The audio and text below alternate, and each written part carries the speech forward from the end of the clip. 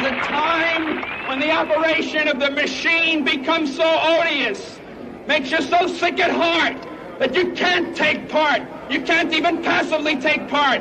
And you've got to put your bodies upon the gears and upon the wheels, upon the levers, upon all the apparatus, and you've got to make it stop. And you've got to indicate to the people who run it, to the people who own it, that unless you're free, the machine will be prevented from working at all. Australia's best independent news and opinion radio show, The Daily Australian, with Nicola Charles and Jason Olbourne. Hello and welcome back to the Daily Australian for episode 133. This is Tuesday, the 15th of July, 2025. And once again, you're going to hear from myself and Nicola Charles about the issues of the day, the hard facts, the harder to take opinions. And we're not going to agree on a lot of stuff, which is a breath of fresh air in this particular independent media space. Nicola Charles, welcome back. How you doing this Tuesday? Yeah, good. It's amazing how the whole news space has sped up. There's an awful lot to think about and jump on board with. I think that's why they invented AI, because they knew we were never going to be able to keep up with this stuff. So people just ask their AI. Oh, by the way, the AI has been going off the rails, so don't listen to them too much. They've been the AI's turning into a dictator, which is the last thing we want from AI. I just want to read out this very interesting email, which I just received just before coming to air. This is a viewer of our show, and he's written to the Advertising Standards Agency in Australia because he's very upset. So he sent the actual complaint, and it said advertising type transport on a Melbourne Metropolitan train that was parked at Sandringham Railway Station in Victoria 3191. There was an advertisement for poster for Pfizer for health products.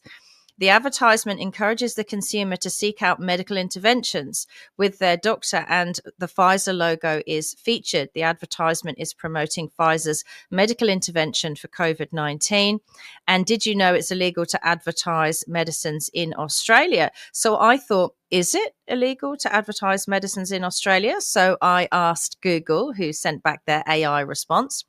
In Australia, it's generally illegal to advertise prescription-only medicines and some pharmaceutical medicines directly to the public. However, advertising the price of these medicines is permitted under specific conditions. Well, that wasn't advertising the price. That was just advertising the product. So it would seem that they're also lawbreakers as well, Jason.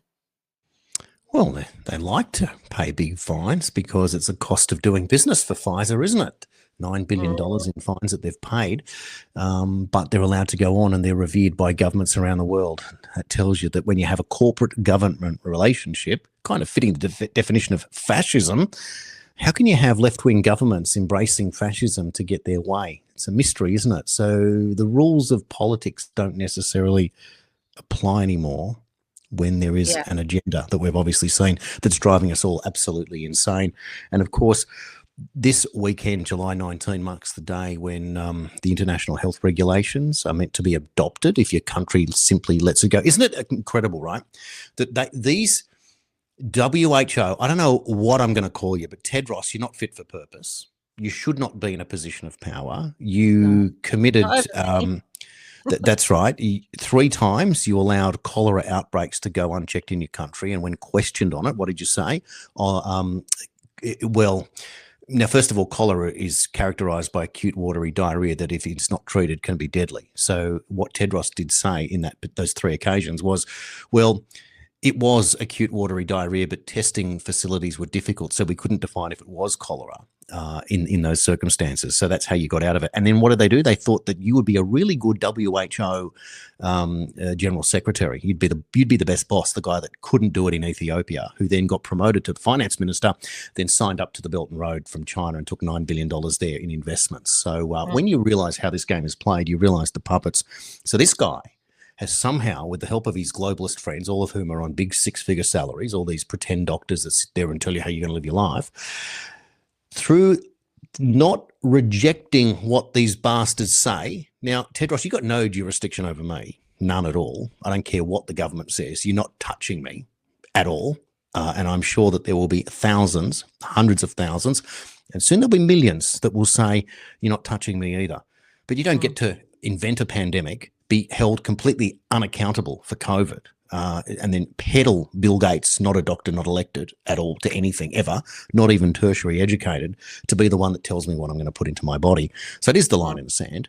And if it means that we will isolate from the point of view that we will have nothing to do with society, whether or not we have to secede and perhaps take up part of this country, Australia, my tip for that would be the northern part of northern New South Wales.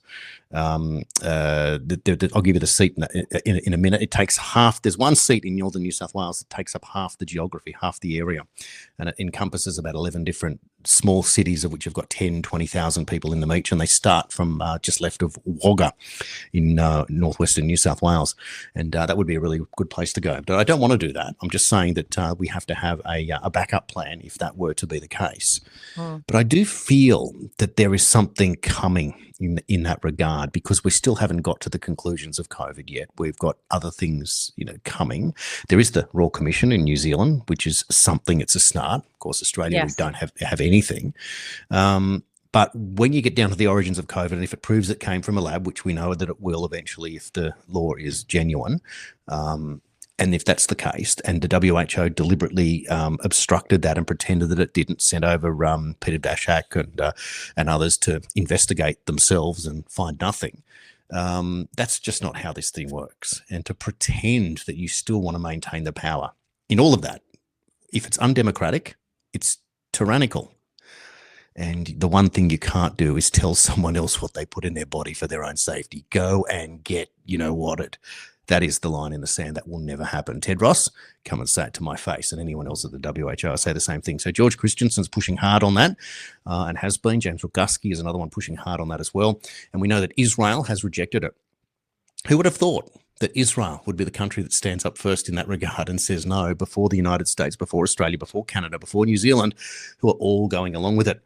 Is it because Israel had such a bad result from Pfizer through COVID, or is it because this is the line in the sand where they want to keep their sovereignty at that point? And then that explains a whole lot of other things that Israel, at least their psychology and how they deal with things. So, wow, big story, and very concerning just the same. But then you realize that there is something that you just won't do.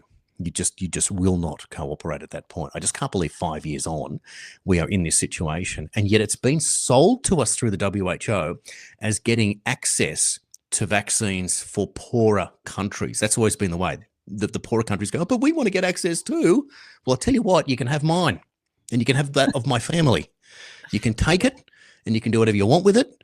You can copy it. We don't want it. And we're giving it away for free. I don't want anything from the WHO for the rest of my life. That's me. Well, it sounds dramatic, but my opinion is that if you put anything inside someone else's body without their permission and their consent, that's rape. Yes. And when it comes to injections and so-called vaccines, that's needle rape. It's the same thing. Correct. And rape is unlawful under all treaties, even in a wartime scenario. It's still a war crime, even in a biosecurity threat scenario. With regard to Tedros, he is literally the perfect puppet, isn't he? He's a guy who has low morality, low morals, low ethics, no ethics probably. And so he's the perfect person to push forward and be the public face for the WHO. We all know who's pulling the strings, and it's Bill Gates. And thirdly, I don't know how much more settled publicly, and I've shared it, the debate about where this so-called bioweapon came from can be, other than a release from the White House. I've shared it on my socials. There was a release from the White House confirming that the origins of COVID were from a lab leak in Wuhan in China, and that it was unfortunately funded by American money. So you would always expect that the White House would come out and reveal details of all sorts of things, JFK, Epstein, origins of COVID, and that one is settled. It's there, right? So how are these people allowed to continue? The World Health Organization was never forthcoming with that information. In fact, they censored us wholeheartedly, universally across all media, for even suggesting that this might have been a lab leak and not a naturally occurring pandemic. We now know it wasn't a naturally occurring pandemic, and yet still no one's being held to account. You wonder this is the thing, right? Like how long does justice take? And the wheels of justice move slowly, all the cliches as usual. The question is, how do you rationalize this in the process? And when you look for an investigation, you look for an investigation to be announced, then you look for the results to come out, and then for charges to be laid, indictments, etc. And generally what we get is a very slow walk to an investigation. And then finally they go, oh, we've investigated, and there's very little to nothing. And of course, bureaucracy walks yet again.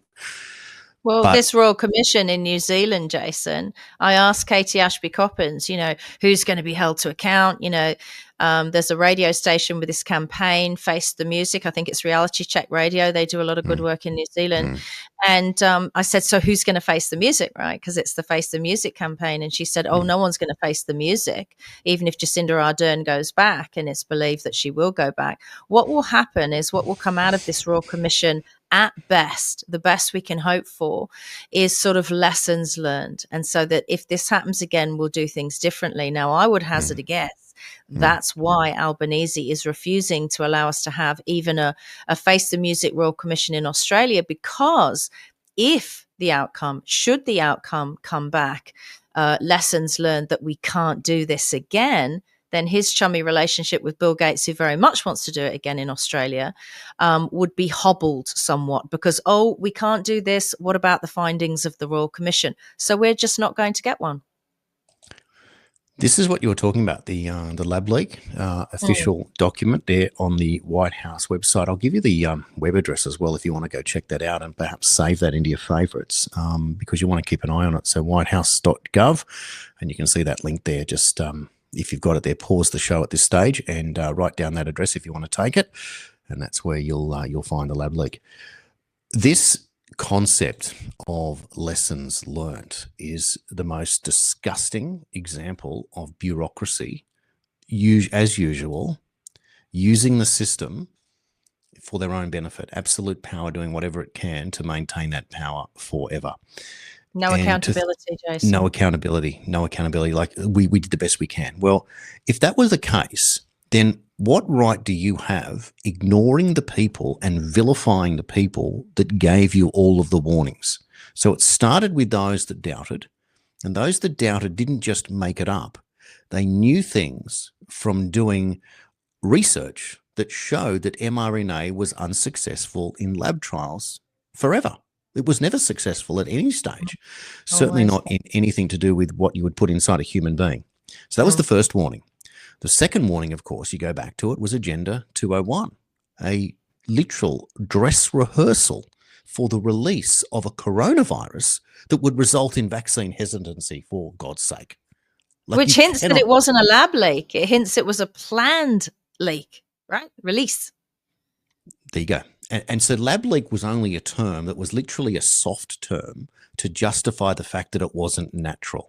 So it was kind of like, well, if we say lab leak, then at least we can, again, obfuscate from reality, but at least we can create a narrative point that moves us away from the fact that it was natural, which we know that it wasn't, because there was 8 non-random mutations, as written up in that particular email sent to Anthony Fauci from, I think his name was Christian Anderson, a scientist who only a matter of a few days later got a big donation from Fauci and then changed his mind on the 8 non-random mutations that were found in the COVID genome for that. So this is just my memory coming back to me with all these factoids that were stuck there, and thankfully my memory's fairly solid on these things. But you've only got to read, The Real Anthony Fauci by Bobby Kennedy, and many other books, Terry Bourdais, The COVID Conspiracy, for example. The Dutch MP wrote a brilliant book, and there are scores of others out there as well. And maybe that's what we do when we come up to Father's Day in September, is buy Dad a book about a conspiracy by one of these MPs that's now in power, given that Bobby Kennedy's now the head of the Secretary of the HHS. Might be good to pick up that book and document that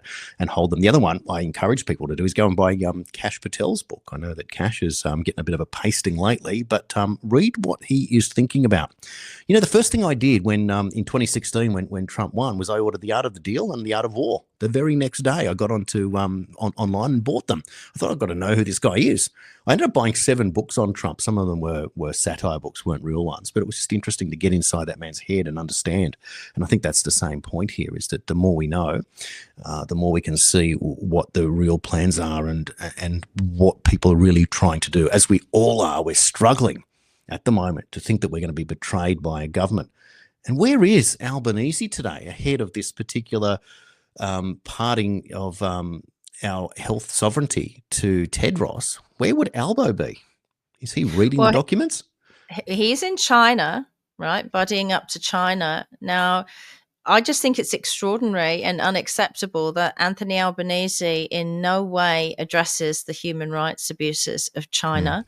They still keep slaves over there. I mentioned to him on his X account that we in the West seem to be in a apology/reparation stage of slavery, with admissions that it was a terrible thing, so much so that we're all crumbling and buckling under heritage laws in Australia to give land back to the tribes. And yet here we are doing business gleefully. You always know Albo's happy because he wears his best pink tie. He does love that pink friendly tie. And what's interesting about that is he's chosen now to go to China, and Parliament is not going to sit until the 22nd. I think it's Monday, the 22nd of July. Well, that's a very convenient/inconvenient piece of timing, because if we don't say no and push back, as Israel has, to these international health regulations by the 19th, which is Friday, your silence becomes acquiescence, and the only people who can push back is Parliament, and they're not back till Monday. Do you think that might have been deliberate, Jason? Gosh, they're very good, aren't they? Very good. What sneak. We're going to be transparent, we're honest, and then we're going to show you exactly how we change the rules to suit ourselves and manipulate everything in our own best interests. You know what? Would you want to be a politician, or does it take a certain type of character to be a politician? What type of person has such a lust for it? I think now, retrospectively, having really strongly considered running for the Senate in Australia, now I think if I had got into Australian politics, I really feel that my life would have been at risk. I really do. Bizarre gardening accidents a mundo. I do a lot of grass mowing because I'm not bribable, blackmailable. There's not enough skeletons in my closet to say, oh, we'll release this information on you, so you need to do as you're told. Neither in my husband's closet. And so I think I would have been a real thorn in their side. So I think it's probably why it was engineered that I would never get there, probably why you would never get there, Jason, right? Because they know this is why you're not part of the Labour Party anymore. So it begs the question, who are these people who did get into politics? Yeah, very, very true. Look, in my private career, and apologies everyone for talking about myself, but I think it's important so that you understand how we arrive where we are sitting in these chairs. So yeah. I spent 12 years as a TV producer for 2 different companies working in home shopping television. And I landed in that by accident. I'd worked previously for Optus Vision back in the 90s. So I did studio work. I then became a movie programmer at the Movie Channel, which was my dream job when I was 25, because I was a crazy movie buff. And I got to schedule a particular channel, and that's when I got to work with Carl Stefanovic. He was our presenter at the movie channels back in the mid-90s. He'd come over from TVNZ. He was a guy in his early 20s, and already then he told me that he was going to be a newsman. And I thought, how do you know this? I don't even know what I'm going to do when I grow up in 10 or 20 or 30 years' time. And he knew in his early 20s he was going to be a newsman. And so you get a feeling for how, things work. But I tell you what, when you get good at something, it's interesting to see who holds you back. Now, I would apply for promotions for certain jobs and get overlooked every time. And it wasn't because I didn't know what I was doing. I then heard through the grapevine that whoever it was, the powers that be, said, "Oh, you're a threat." I go, "A threat to what? I'm working for the same same organization that you are, and I just want the best for this organization." It wasn't a threat for the organization. It was a threat for my boss that they thought that was the case. And I go, well, that tells me a lot that I need to know. And then it repeated and repeated throughout my career in jobs that I liked doing. Not every job that I did I liked, but I certainly enjoyed some of them more than others. But that tells you everything that you need to know. And that is exactly what politics is all about. Because politics is a hierarchy within a system, and you have to toe the line as a backbencher, and then you get on a front bench, and then you get to the boss, and the boss is able to deflect and play, and everything is a game, and they spend more time worrying about their own stuff than they do about the country, the way they politic, and always covering their ass, etc., etc. And then you realise that that's the type of character that gets into politics.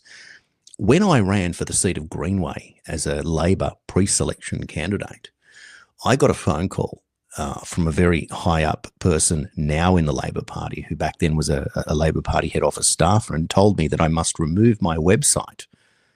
I'm not allowed to have a website. And I go, hold on a second. Who am I speaking to? You haven't even introduced yourself. I'm calling from Labor Party head office. Like, seriously, I picked up the phone one day walking into work in Sydney CBD. Hello? You need to take your website down. Excuse me? Wow. Who is this? And after 3 challenges, yeah, it's so-and-so from Labor Party head office. You have broken the rules. I said, are you telling me that I can't own shares in eBay? Because that's what you just said. No, you can't have a website. It's unimproved. So what it was one of the people I was competing against to be pre-selected to run for the lower house seat of Greenway in 2007 in the Rudd election had knew I had a website because everyone loved this particular website. And I actually built one for the then state MP. Was then John Aquilina, which was virtually a mirror, but not as good as my one, for his campaign, which I donated for free as something I could do. Back then I could use the basics, and it was a nice old school website. My one was so popular, my Greenway, that it was getting 5,000 views or visits a day, and you could see who was using it when you get the back end list. And there was a bunch of schools that were using it as a resource because it had the 10 best. It had the 10 best political speeches of all time that I had put up there, the 10 best video clips from political movies. It was a real popular site. It had just put all this stuff together, and then it had news and it had a whole lot of stuff. And it was obviously a picture from the world, and it was Australian based, but it was really popular. But apparently that was a threat, because one thing might be able to say there that might not show the Labor Party in good light. So in other words, you can't have a website that's news. You've got to have a website that's propaganda and pre-approved. But that's what I had to deal with. So it was a threat even within my own Labor Party that I was involved with at the time. And then I realised that you're not allowed to think for yourself. You have to go along with what they tell you to go along with. And that's when I told you. It's not just that. Labor are like Gollum, right? With children, with the youth. Precious, right? They really value their future voters and the youth, and they want to be able to connect with them. You see that with the Labor Party all the time. So if you had a website where you were talking to young people and you were probably had a wide array of important speeches, then they wouldn't have liked that, because they want to control the youth. And I see politicians now, we ask what kind of people get into this job, that job. I think essentially now politicians, senators, MPs, I think they are paid soldiers, good little soldiers for the machine. That's what they are. Now, they get in on the premise of working for us, of being public servants, but they are actually the antithesis of a public servant. They are a private servant. We get to think that we elect them, and then they work for this big private government corporation. That's where things are going wrong. That's where things are going wrong. That's why when you mentioned that, you're told how to vote a certain way, well, that means that the whole voting thing is null and void, because you vote people in based on what you think is their personality, what you think is their moral compass, their values, and their political stance. However, when they get in, their opinion doesn't count. That's what blew me away when I went into that thing and it said, you will vote like this, you will vote like that. That is just unbelievable, unheard of. I lasted, I think, 2 votes and got up and walked out and said, I'm not taking any further part in this. It's already been predetermined. But what I then did and walked outside, and I told the story about how I met Bob Ellis and spoke to him for a couple of hours and had lunch. I learned more in that couple of hours about how the real world works than anything else. And so that's the thing, isn't it? That you have to break from tradition in the way that you do things. And I think it might be important, Nicola, I might be speaking a little bit out of school here, but I think that for us here at the Daily Australian, we're going to shake things up a little bit. and we're going to work towards perhaps once a week going forward in a couple of weeks' time to do a live show for our audience, maybe start on a Monday night. I just had confirmation that our first guest is confirmed for Monday, the 28th of July, and I'll leave it to you, Nicola, when you feel like letting people know who that guest is. But we are going to do a big story. We're going to call it 90 minutes, if you will, on a particular character in Australian politics, and we are going to build for you something big. I promise you it'll be a big show that you'll look forward to, but that has just been confirmed. I've just seen it pop up on my screen for Monday, the 28th of July at 8:30 p.m. Our first TDA live. I don't know what episode number it would be, but yeah, it'll be live. It's very interesting. We will disclose who the guest is and give you some background of the guest as we promote that, because that will be something you'll need to watch live.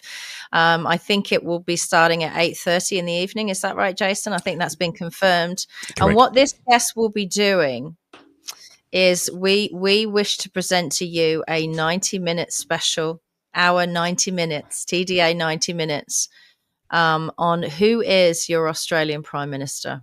The truth, factually, historically, we think that's something you should know and be part of. And we think it's something that's missing from the Australian conversation. And when we started this show, we said we would like to add what's missing, and that is what's missing. I've always said Anthony Albanese is the Prime Minister of nowhere. He's the CEO of Australia Corp, Gov Corp. That's why he's in China. That's why he's using the time to build business with China, to spend your taxes inviting Chinese tourists here who, quite honestly, will probably never want to leave. They're probably considering moving to Australia, and that would be a very easy thing for them to do, because this Labor government seems to really enjoy importing new Australians. So you won't want to miss that show. Mark it down, the 28th of July. I would hazard a guess, Jason, after that show, we're going to be even more shadow banned than we are already.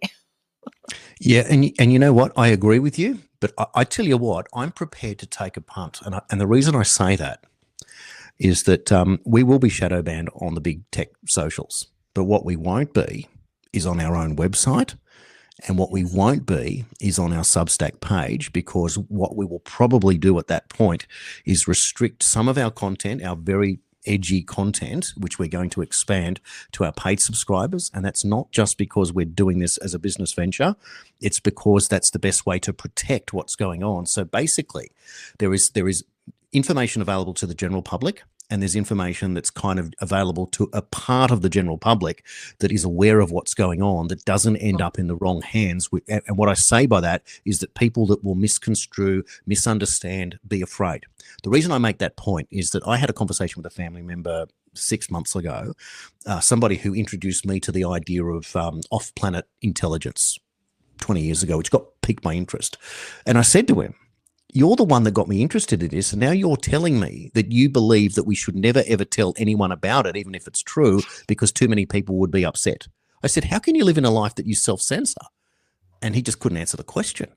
And I thought, I just can't live like that. So anyway, with respect to that part of society, I believe that the best thing for us to do in circumstances with specific interviews, and they will be some very, very interesting ones on topics that are proven real, but are still considered to be taboo, that we put them, we compartmentalize them within the Daily Australian, so that you know that you can bet that we're going to put the big exposés, we're going to do things differently, but on information that you're craving for, we're not just going to make it wild and out there that's going to take us out and that no one's going to see anyway. On the contrary, I think if we do this carefully and correctly, it will become one of the best resources in the world on the topics that we specialize in. How's that? Yeah.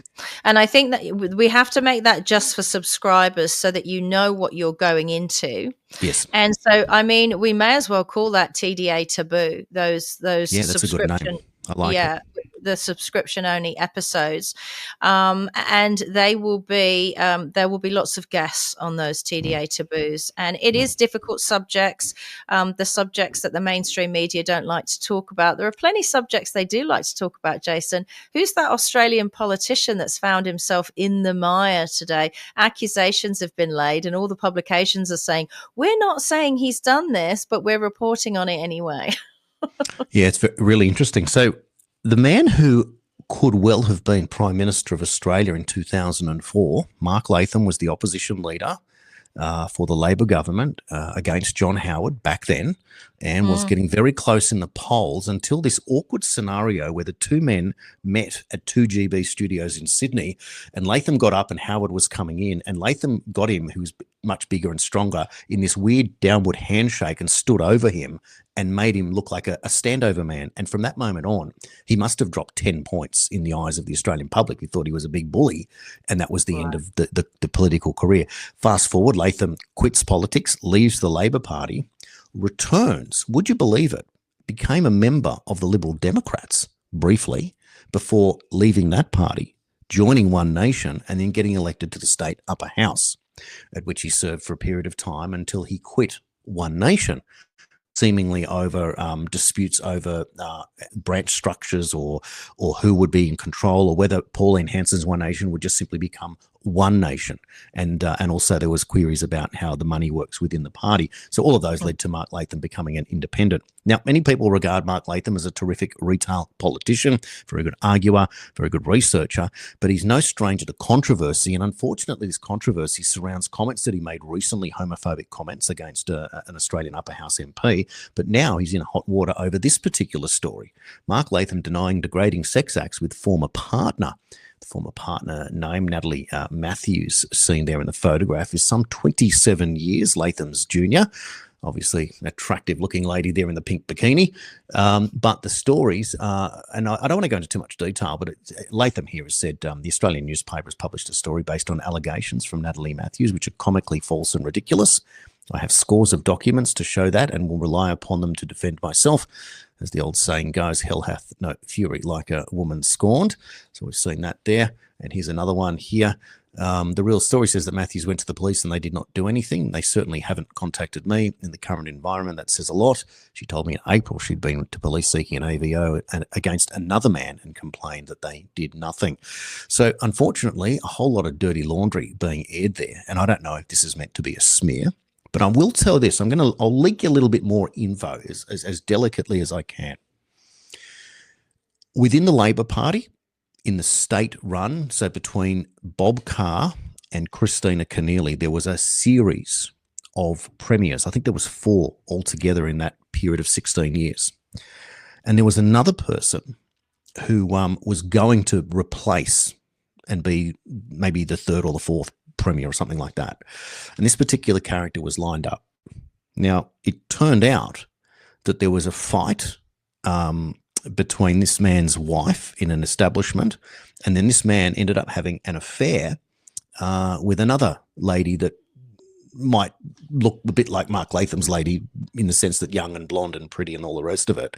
Oh. And it turned out that someone within the Labor Party told me that that affair was a setup.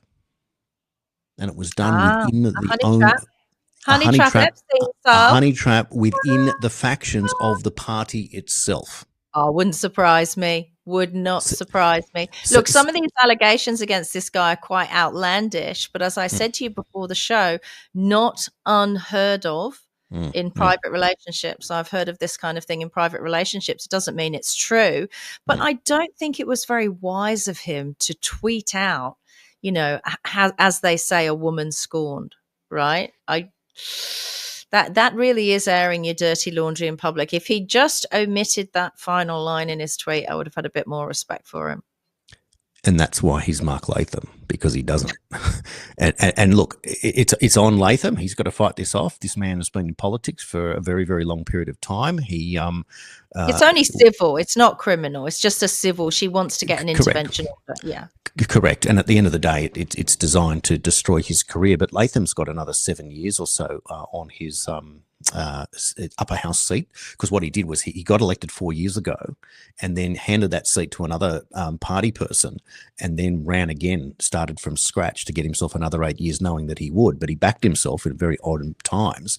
So that would put Latham to 73 at that stage, or no, 71. Like, how long does he want to go? If that was the case, he's done quite well. He would have got himself some 12 years in office in state parliament, however much he got back before in when he served earlier in the Australian federal politics. So he'd probably have a parliamentary pension. And wouldn't you know it, that Latham was the one that created, as opposition leader in 2004, where they dropped the parliamentary super. He was the one that raised as a policy that forced John Howard to say, okay, we will no longer have the parliamentary pension plan. We'll move to a genuine, normal superannuation style system. Now, it still meant that, yeah, it is interesting. Now, there was talk about that you had to get to 10 years and then you qualified. That wasn't true. It's just it's a different system. You get paid a lot more into your super as a politician, not the 10 or 12% that what it was. But what I found interesting was Latham was the one who recruited Peter Garrett from Midnight Oil, who was playing around with the Australian Conservation Foundation, very much a greenie, and recruited him to join the Labor Party, which was kind of a bit of the trend at the time because Cheryl Kernot from the Australian Democrats got recruited to the Labor Party. Then they found out that she was having an affair with senior Labor Minister Gareth Evans. Became a bit of nepotism, so her career died out. The Australian Democrats died out.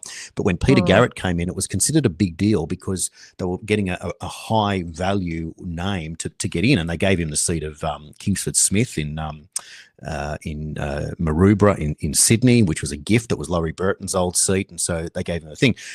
Garrett lasted 9 years, 3 terms. So even if there was a 10-year cutoff, he wasn't taking a pension of any value out of the parliament, which I found interesting because he was the first recruit at that stage in the new system of that you don't get your parliamentary pensions. Not that Garrett would have needed it. He was a successful rock star. He probably was self-made at that time. But just interesting, again, that was the cutoff when Garrett came in. So just another factoid from the memory bank that is in there from 20 years ago. Let me tell you that these civil cases, these IVOs, AVOs, whatever they call them, they're actually being used as a weapon. And from my experience, they're quite easy for people to get issued. I think the threshold is really low for a a magistrate to give one. And they can actually destroy lives because that shows up on police checks. So that can affect future work. It stops you owning and operating a firearm, even in a sporting capacity. So doing this to someone is sort of a stain on their reputation, particularly professionally, but also personally. So I always think it's like when women make allegations of rape and it is found out that they lied, which, by the way, happened in Australia yesterday with a police officer. He was exonerated. Someone made an allegation of rape. He was arrested in front of his children in a McDonald's. He was absolutely heartbroken. He was just exonerated yesterday. So what him and his family have gone through is extraordinary. And even the prosecutor said, this woman is, a very experienced liar. She lies if her mouth's moving. Yeah. But it's a very it's a cruel thing to do, and I think anyone that accuses someone of rape or any of this IVO civil stuff, and it's found out that it's not true, instead of just saying I can't issue the IVO because it's not true, I think the person who if it is indeed made up and untrue, that person should face a penalty for that, because I think we do live in a world of dobbers and people telling tales on people. COVID sort of indoctrinated people to that, but also the weaponization of the justice system, this idea of lawfare.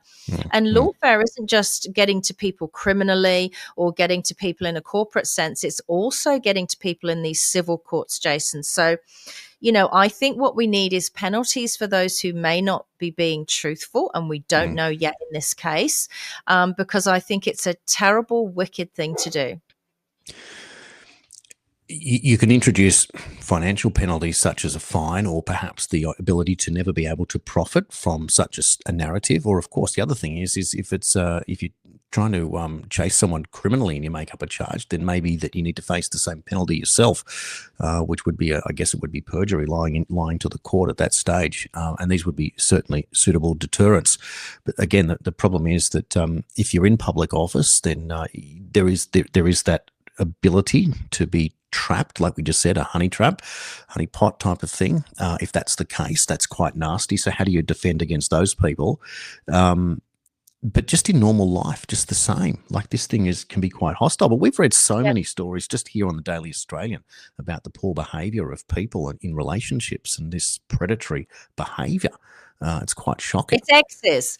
When the civil stuff comes along, it's always the same thing. It's either exes in a partnership, as we've seen, or it's exes in a divorce. And you've got to be very careful that these people don't weaponize the system for revenge because they're bitter. I'm not saying, again, this is the case in any specific case, but I think the courts should be experienced enough to know that they should be trained in recognizing this stuff, and there should be penalties for people who use it. A, it's a waste of the court's time, and B, it's almost like a legalized way to slander and defame someone. And you've got to be very careful with that. Because, look, it's all over the press and we haven't even got the outcome. I mean, when did the Australian press start publishing allegations and we're not saying it's true instead of just publicizing the outcome? Because I know with this police officer, I don't know that it was in the press. Maybe I'm mistaken. Maybe it was. But the first I heard about it was this morning when he was exonerated yesterday. So that's normally what you would consider reporting the news. And they claim to be mainstream media news organizations. But it's all back to front. And of course, if we're talking about this stuff, we're not talking about the bigger issues with regards to people like Anthony Albanese in China, you know, the international health regulations, and what the hell is going on with migration. So that's why they publish. Good point. Now, a little while ago, there was some suggestion that when some big things were to drop, there was an expectation that be some sort of false flaggy type of things going on. And one of them was to do with weather and flooding. And of course, what we saw in Texas, and we're now over 130 deaths, and there was another flood recently in another state. We're just learning now of some flooding in New Jersey. And I just wanted to play you a couple of clips here just to show you the action. This is just a breaking story at the moment.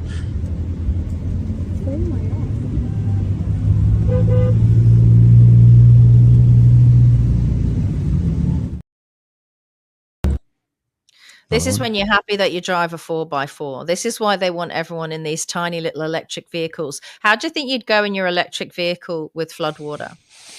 Yeah, exactly right. I'll give you a little bit more detail here. Have a look at this one.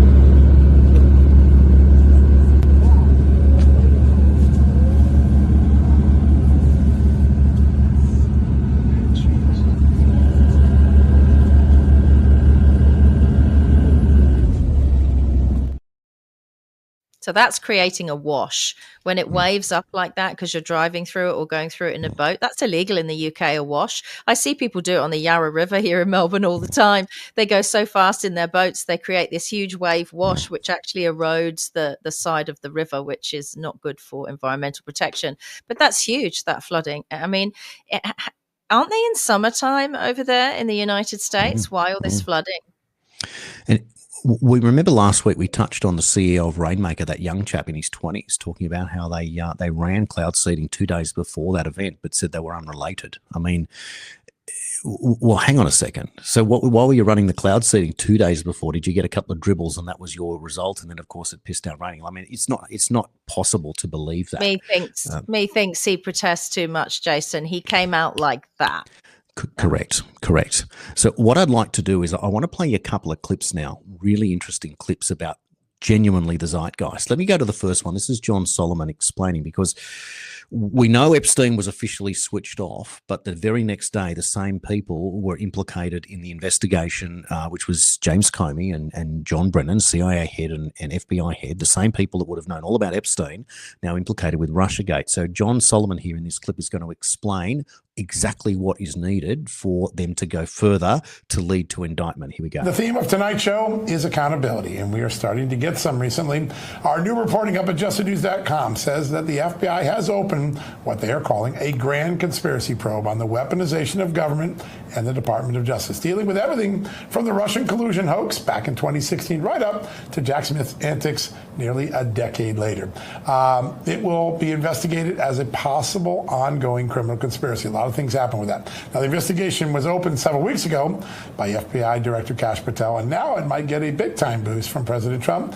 They need him to declassify tranches of evidence that could signal how the 2016 Russia collusion conspiracy started. We're going to try to see if we can get President Trump on the show tomorrow night. We'll keep you posted on it. Now, remember Hillary Clinton's classified email server? That's what the first piece of evidence is related to, a classified annex to the Inspector General's probe of the Clinton email server, now apparently, that annex is said to show some wrongdoing was done, but it was ignored by the FBI. They didn't look at it. We'll have a guest on later in the show that can help us understand what that's all about. Second tranche of evidence also deals with Hillary Clinton, and it was identified by former Russiagate special counsel John Durham. It was placed in a classified annex also. It was dubbed in Durham's report the Clinton Plan Intelligence. So the central question is twofold. What did the government know about how Russiagate started? And when did they know it? Because if they knew it wasn't credible, that Hillary Clinton was behind it and it was just a dirty trick, and they started to investigate it anyways, it's going to be a big problem, a big part of that conspiracy. The ball is now in Attorney General Pam Bondi's court. She can decide to appoint a special prosecutor on this, and if she does and treats it like an ongoing conspiracy, the statute of limitation for old crimes goes away, and she can impanel a grand jury in a place like Florida, not District of Columbia. Why? Because Jack Smith raided President Trump's Mar-a-Lago home in Florida. So that'll be a big advantage for the prosecution. We'll keep you up to date on all of that at justthenews.com on these breaking topics. How wonderful to see that. It's on our show and it's on that show. Is that New America's Voice, to see Hillary Clinton's face back on screen, to try and in some way hold her to account. This is a woman who is Teflon. She's covered in grease. She just skids through everything and gets away with it. And it is not acceptable. What we're going to do is after her death, we're going to find out all this stuff she did. And she just led a great life and got away with it all. No one else does. Well, I remember watching that clip, Trump at the 2016 Al Smith charity dinner, 9 days before he got elected. And he said in front of the entire world, you are going to jail. And it wasn't the first time that he did that, but he said it, and we will wait and see what happens here. But there are real moves. It always feels painfully slow. You feel like there might be more going on behind the scenes, but they're just saying this is how they're going to set it up, and then they're going to go special investigation. But they're just showing you now how that wipes out the statute of limitations. So there is a pathway now to holding people to account. Now, of course, the other big story that has been, well, we've been talking about, everyone's been talking about, is, of course, Jeffrey Epstein. And there are a ton of headlines coming out, as you know. So there's just one of them. Jeffrey Epstein question remains unanswered as Trump tries to move on. And I'll give you another couple of headlines. Former MI6 boss, Trump played like a violin in relation to Vladimir Putin. Of course, Trump doesn't know anything. That's the usual theme there. Trump's lieutenant is each other's throats over Epstein. So you're talking about Dan Bongino, Pam Bondi, Kash Patel. I'll just let you know now that Dan Bongino has turned up for work. So that idea that he was quitting was not true. Funny that. Epstein prison footage, a joke. Another headline right there. And what's this one? Obvious BS, another MAGA figure speaks out. Matt Walsh about the Epstein files. So that's just some of the headlines that have popped up today. Let me play you now from Ro Khanna, a Democrat. He's just introduced an amendment to demand the release of the Epstein files. So this is how the game is played. Have a look. Mr. Speaker, I introduced today an amendment demanding the full release of the Epstein files. The Speaker's Rules Committee should demand a vote tomorrow of every member of Congress. Yes, we should release it, or no, we should not. This is a question of whose side are you on? Are you on the side of protecting the rich and the powerful who've put their thumb on the scales of government to suck out millions of dollars while working class Americans suffer? Or are you on the side of the people? The Attorney General said on her desk was the Epstein file. And now she's saying, no, no, no, nothing to see, don't release it. This is a question of trust. We need to release the Epstein files so we can restore government of the people, by the people, and for the people. And every member of Congress tomorrow should be forced to vote on this. So what did we say? This is designed to bring it into the main. Now, let me just throw a little bit of fun at you right now. Look at this one. This is fun.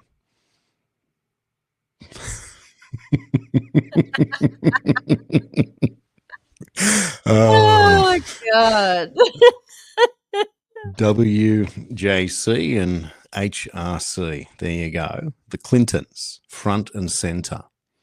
And you know what just occurred to me then in our new live interviews that we'll do on Mondays for our version? There is another there is another very high-profile guest that is busting to come back on the show. I interviewed him a few months back, and he is the world's preeminent expert on the Clinton Foundation. And I am sure that our viewers will love to hear from this person, finance man, best in the world. So I'll reach out to him, and that might be episode 2 of the Monday night series, 90 minutes. Yeah. Yeah. Literally got to call it that. We'll probably get in the press. They can't even come up with an original name. No, well, it's just 50% better than the shit that you guys do. There you go. We could literally write that as a byline. The 100%. There you go. Because when you think of it, though, the podcast format generally does go over an hour, and you get 2 types of viewers. That's right. But you get 2 types of viewers. You get those that scroll and they give you 5 seconds and they keep scrolling.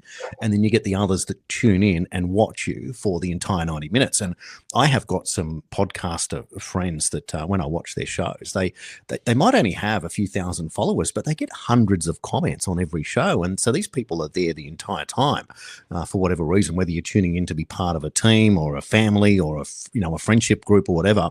But what we try and do here is provide you with jam-packed information, analysis, etc. I don't want to spend too much time backwards and forwards in wanting people to, talk to you about, your shoelaces. I just don't see the value in taking up your time. There's just so much information to get out there. But anyway, that's a big thing that Epstein is now being begged by the Democrats to make it into the mainstream. Bring it out, I say. Bring it out. From what I've heard, I know that was a funny joke, but from what I've heard, it's so easy to get that, isn't it? To get someone's X account handle and then just like make up a tweet underneath.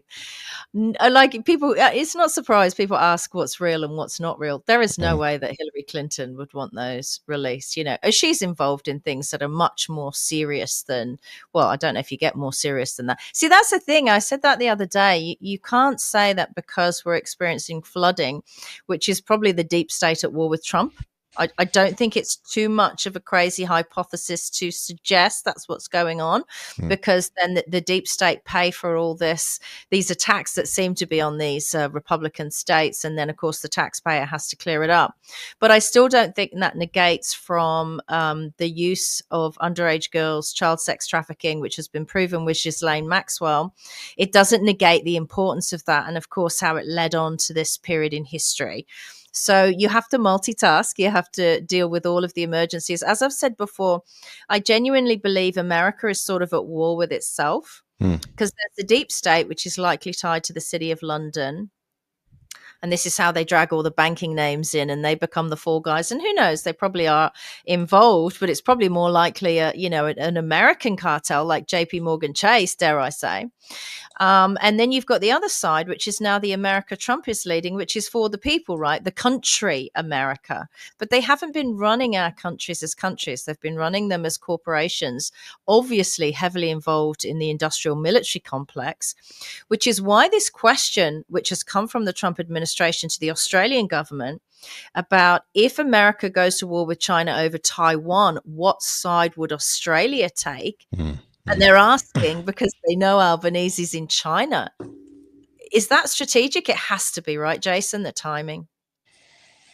Well, Australia will be forced at that point to make a real decision. Yeah. This is why my premise for my 51st state thing came about. I asked, how can you be a servant to 3 masters? How can we be in AUKUS, station submarines off the coast of China to spy on them in a partnership with the United States? Yet China is our biggest trading partner, and yet there is Albanese trying to firm that up, and yet he's involved on both sides. He's literally a double agent at that point. He has to make a decision. And what he really needs to do is to keep the peace, but he's hardly a negotiator. I tell you what, you know who would be really interesting to speak to, and I don't think it's possible, and people will have a thing to say about it, but Kim Beazley was the #1 defence minister in Australian history. When I spoke to Bob Ellis, he said to me, he's the smartest man in the world, effectively. Really? He said he can talk about anything for hours on end.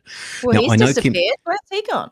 Well, Kim Beazley was born in 1948. This is my Rain Man head going off again. So he's be 76 now. I saw him recently when I was in Canberra, maybe a year or two ago. And Kim Beazley was a big man, and he was very skinny. Not that he was sick; he just lost a lot of weight. But he didn't look like the Kim Beazley that I had remembered when I met him once. But I just think that is the type of person that the Daily Australian should be reaching out to. Now, Kim Beazley's father, separate, 28 names, that type of thing, that's where that goes. That's not Kim Beazley Jr., who we know. They're two different people, father and son. Now, if I was in an interview with Kim Beazley, and I'll say that right now, I would not be asking him about that information because that would be irrelevant to the topic, and you'd have to have a much better rapport at that stage before that would even come up. And I've seen people kamikaze attack Alan Dershowitz, and he says to them, well, I won't be coming back on your show. This was never brought up in detail. So there is a sophisticated approach, and you can ask questions the right way, and we are getting very good at asking good questions of people. And I say that both of us are certainly qualified to ask questions of people as good as anyone in mainstream media these days. So that would be one that I would like to know from a strategic military perspective. How can Albanese be pro-China and be in AUKUS? That just doesn't make sense to me. It's strange, isn't it, the company he keeps, because pre-election he and Dutton met with King Charles III and there was photos of that, and he's buddying up with China. A lot of farmland in Australia has been sold off to China, and yet he's got these military connections with America. Who knows? Australia may be militarily protected or dominated by America so that it can have a business relationship with China without China overstepping the mark. That's always a possibility. But I was thinking something I saw on television, and I don't have television. It would be on a DVD somewhere. I think it was Yellowstone or something. You know, at the end of that show, well, I don't want to give it away. If you haven't seen the end of Yellowstone, you might want to mute the next 1 minute of the show, where the land is given back, right, to the Native American Indians to stop it being built over.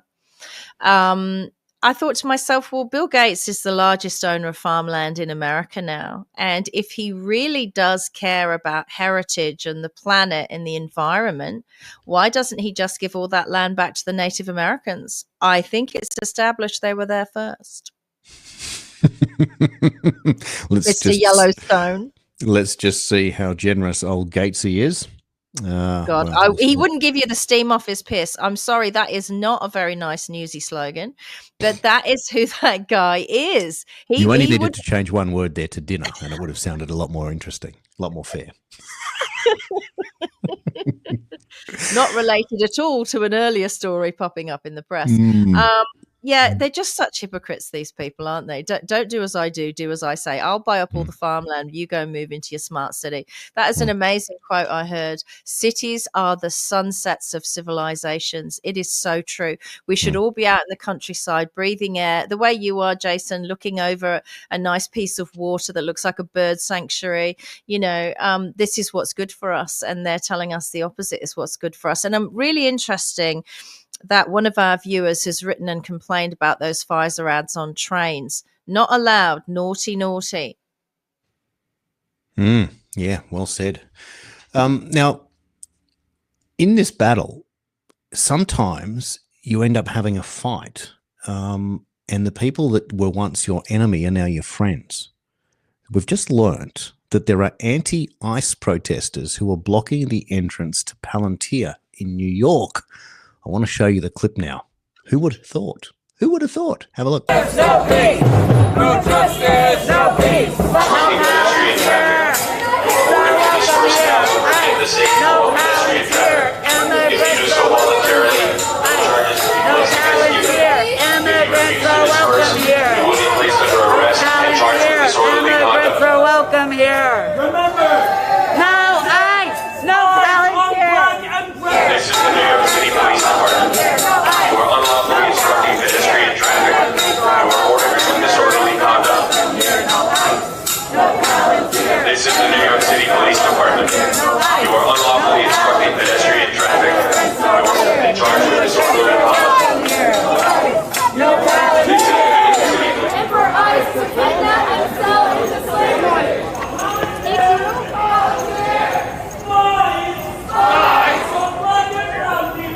On black and brown people.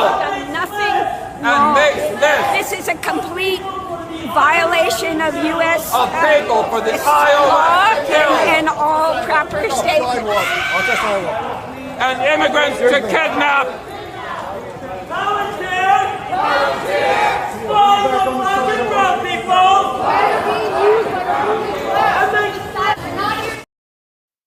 It's so funny to see the black New York cops arresting white people for saying, leave the immigrants, black and brown people are wanted here. Like the cops must be like, what's going on?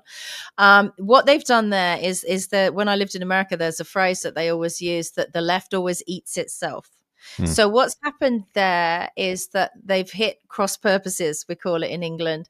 So they have the left believe that Palantir and the surveillance state and digital identity, Real ID, has been brought out to exclude the migrants who the left are pro. So they wouldn't object to Palantir if it was an invasion of privacy on the American populace. And that lady was speaking about it's against all American laws. Yes, it is. We've all got the privacy laws. In Australia, we've got the Privacy Act of 1988.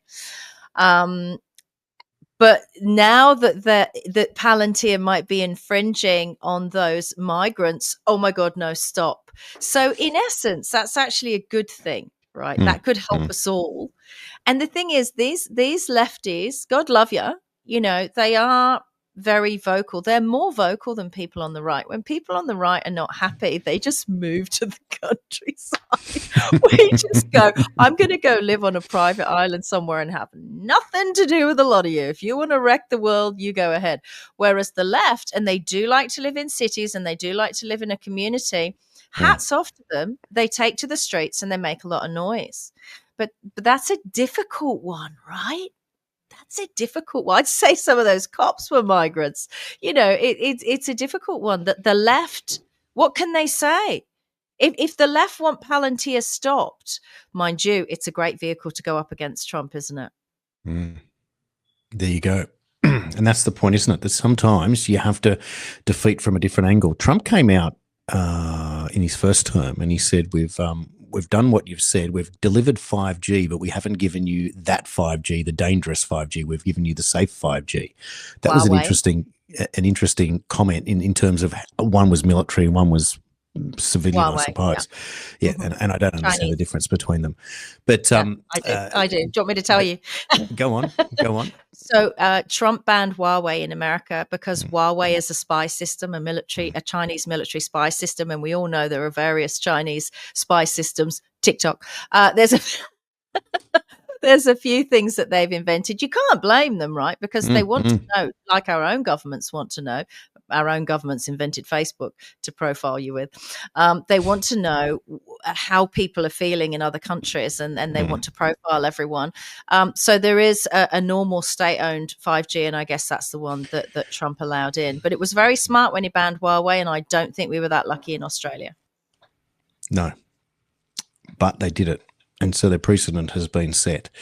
Now, two other brief stories before we go for today. One is that Trump has said that he's annoyed with Vladimir Putin and he's given him 50 days to reach a peace deal or else he'll face 100% secondary tariffs. So that's a big statement. So enough is enough. It's time. So that was the stories that we'll get to. And the other one, I'm just going to play you a clip now. This is the auto pen. So it's now been revealed who was controlling said auto pen. It's now getting write-ups in the press. I'll play the clip from Trump and I'll give you the info on the other side. Stand by. Look, the auto pen I think is maybe one of the biggest scandals that we've had in 50 to 100 years. This is a tremendous scandal. And I know the people on the other side of the see that desk, that Resolute desk. Unfortunately, he used it before me, but. We have our choice of 7 desks. They're all beautiful, but I chose the Resolute, and so did he, unfortunately. But the people on the other side of the Resolute desk, I know them. Lisa, the whole group, and they're no good. They're sick people. And I guarantee you he knew nothing about what he was signing. I guarantee it. That's actually quite nice, Jason. Sorry to jump in. That he is almost pitying Joe Biden there by throwing him a bone, a lifeline, and saying that he would have had no idea what he was signing. Still, dereliction of duty then. Malfeasance in public office, all of the above. All of the above. So, look, they've named Chief of Staff Jeff Zients as the person who actually approved the pardons for Fauci and others on January the 19th as one of the people involved. But, of course, it goes further. They're asking about Neera Tanden, but the Oversight Committee broke the story about the auto pen wide open after discovering thousands of acts of clemency. That was when it went back. So earlier in the year, they revealed 6 criminals were pardoned by the auto pen on December 30th, 2022. We knew that story when he was off vacationing and golfing in St. Croix. And then, of course, the development here was to announce that Stephanie Feldman put the clemency records through the auto pen. It's another name that's come out there. And of course, it was Jeff Zients, the chief of staff to Biden, who made the approvals. So the plot is certainly thickening. And it was that it was forwarded to an assistant called so the names we've got: an aide to Mr. Siskel, sent a draft summary of Biden's decisions at that meeting to an assistant to Zients. Copying Siskel at 10 o'clock, the assistant forwarded it to Reid, and Zients asked for their approval, and then sent a final version to Miss Feldman, copying many participants and aides. 3 minutes later, Zients hit reply all and wrote, "I approve the use of the auto pen for the execution of all of the following pardons." So Zients is the one that's made the approvals there. Okay, so people are going to explode because they're all Jewish names. So people are going to explode. Who were these people? The whole list, right? Is that not the case? They're going to, there's all this talk about Israel controlling America. Well, maybe not now, but maybe during the Biden administration. I thought it was China. I thought he was China, Joe. Well, there you go. So we will be able to have a look more into the details there. But now we've got names, so now we can at least know that this story is advancing. So if Trump's calling that the biggest scandal in 50 to 100 years, Russiagate also the biggest scandal in 50 to 100 years, you can see why the priority has shifted away from Epstein, which would be the longest and most drawn-out case in history that will get dragged out for years. So what you do is you then refocus to where you know is the low-hanging fruit. You let the Democrats eat their own and have that Ro Khanna come out today and demand the release of those files. Let them do that work, whilst at the same time let the ICE protesters bring attention to Palantir. It's brilliant. You literally. Well, where are the lefties in Australia that I can jump on board with and protest against Palantir? I want to become a lefty for the day. That'll be fun. Well, I wonder if the lefties here are going to ask questions in a matter of 6 months and say, "Where's my house, Alba? You promised me a house. Where's my house?" You won't even have the house you own now. You'll be listed as a tenant. So don't think you're sitting pretty if you think you own a home and you've paid it off.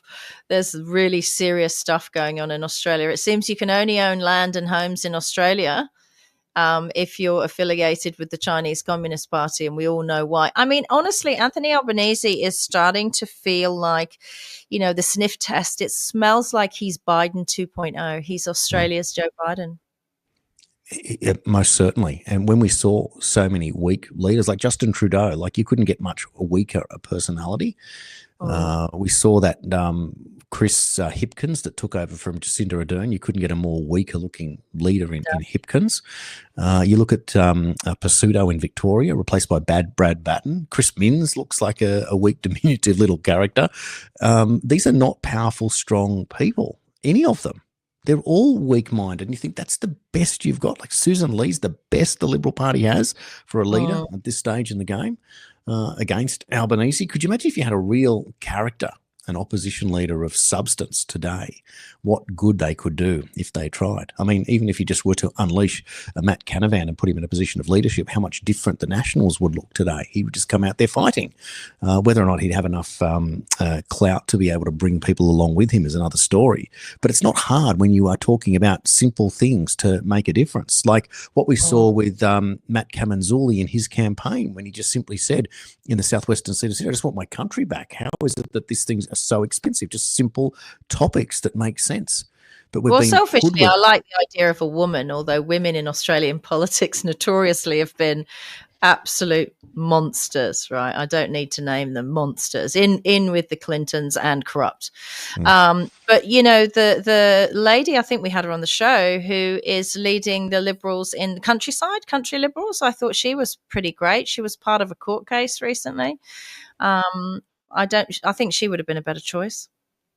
Well, there's got to be something different, doesn't there? There's got to be a change. But this the whole process of dragging your feet until you finally have to give in and do it. Like, why don't you just get it, work out what's going to happen, and then change to that? Why do we have to be Because there's a dragged along? larger plan. Because there's a larger plan, Jason. This is always the problem.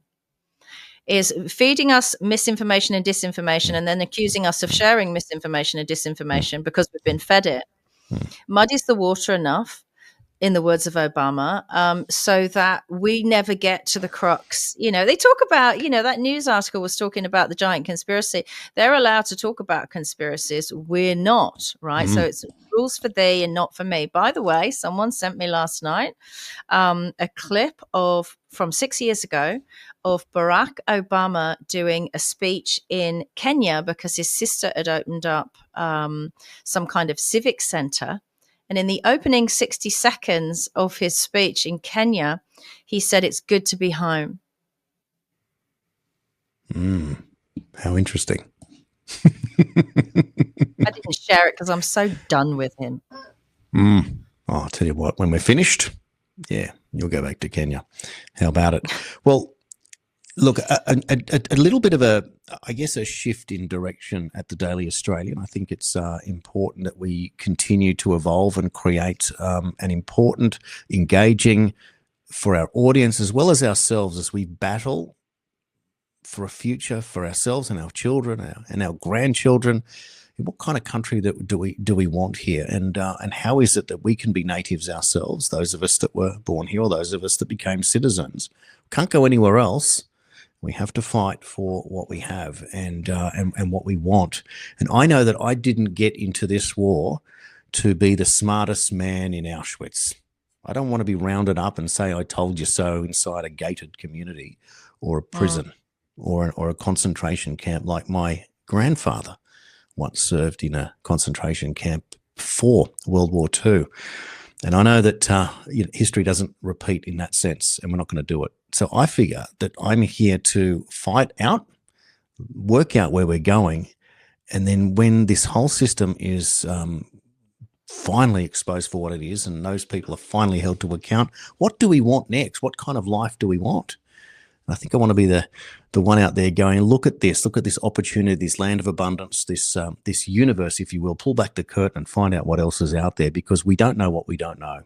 And there is an unlimited amount of opportunity that's available. And I can only want to see that we're in this for the betterment of everything, as opposed to thinking that we are fighting our last days. It's not possible. These people are pathetic. They have all the power, but not all of it. But they are pathetic, and what they want is not what I want, and it's not what any of us really want. It's just that we've been hoodwinked to believe that that's the limits of possibility, and it's not. It's the limits of impossibility, what we don't want. Get rid of it. That's my take for today. What I want is fairness, Australia fair, for society, for everyone. I know what I want, and I know that by hook or by crook, I'll probably be able to achieve what I want, which is a particular simple lifestyle that I want for my retirement. But what are we leaving for our children, our grandchildren, and society? What I want, Jason, is the democracy that we were promised at birth. I have options. I have other countries I can go and live in. I've got American children. I could move to Texas tomorrow. I'm British. I could move back to the UK. Not that there's anything left of it. My husband's Greek. We could move to Greece. I have options, but I love this country and I love this state. I want the democracy that was promised, that I signed up for. And democracy is majority rule. What these politicians are doing and how they are betraying us is they are trying to institute a subversion of democracy, which is minority rule by these minority stakeholders, because they believe by virtue of being wealthier than us that they have a greater stake in how this place is run. And I just don't agree with that. Keep watching the Daily Australian with myself, Nicola Charles, and Jason Olbourne. We will do this all over again tomorrow.